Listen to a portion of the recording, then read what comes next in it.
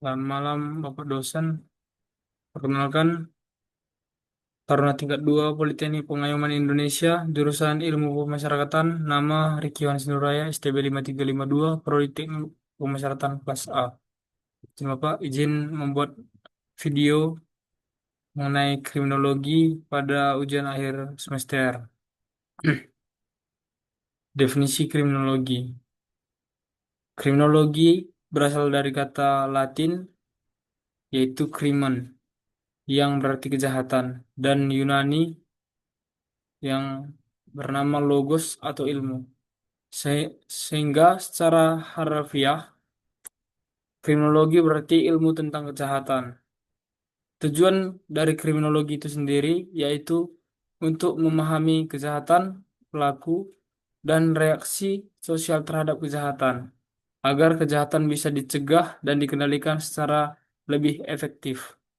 Adapun beberapa penyebab terjadinya kriminologi yaitu faktor individu, biologis dan psikologis, dua faktor sosial, tiga faktor lingkungan, empat faktor struktural, strain atau tekanan sosial, lima labeling atau cap sosial.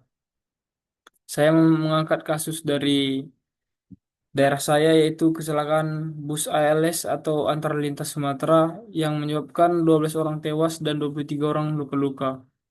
Bus ALS atau antar lintas Sumatera ini mengalami kecelakaan maut di Sumatera Utara. Diketahui banyak korban meninggal dan luka-luka. Dugaan awal menyebutkan kemungkinan adanya kelelahan pada supir, pelanggaran batas kecepatan, atau kondisi bus yang tidak layak jalan. Di mana diperkirakan supir tersebut sudah kelelahan tetapi terus memaksakan untuk menyetir bus tersebut sehingga menyebabkan kurangnya fokus sehingga terjadinya kecelakaan tersebut. Kedua, pelanggaran batas kecepatan juga dilakukan oleh supir yang dimana seharusnya batas pada jalan tersebut yaitu 60 km per jam tetapi supir tersebut melebihi kecepatan maksimal pada jalan tersebut sehingga menyebabkan juga kecelakaan tersebut. Dan diduga juga kondisi bus yang tidak layak atau kurang layak untuk digunakan lagi. Teori dalam kasus tersebut yaitu teori struktural fungsional atau Durkheim-Merton, yaitu pengemudi dipaksa bekerja melebihi jam wajar demi target perusahaan tercapai, menunjukkan tekanan sistem ekonomi yang menyebabkan supir melanggar aturan atau strain. Dua, perusahaan transportasi mengejar keuntungan, namun tidak menyediakan fasilitas keselamatan yang layak kepada supir dan penumpang. Saya juga mengangkat kasus yang baru-baru ini viral, yaitu kasus Vina Cirebon.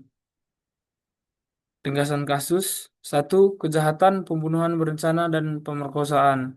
Korban Vina dan Eki, lokasi di Cirebon, Jawa Barat. Isu utama yaitu kontroversi penegakan hukum, transparansi, dan keadilan.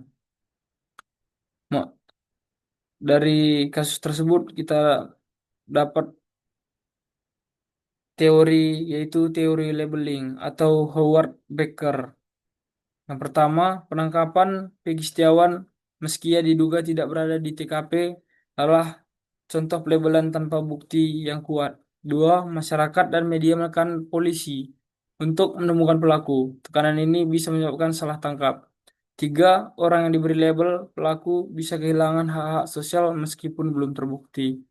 Jadi di mana teori labeling ini sangat merugikan seseorang, di mana penangkapan pada seorang yang bernama Pegi Setiawan meski dia diduga tidak berada dalam TKP, tetapi dia diduga melakukan kejahatan tersebut meskipun belum terbukti bersalah.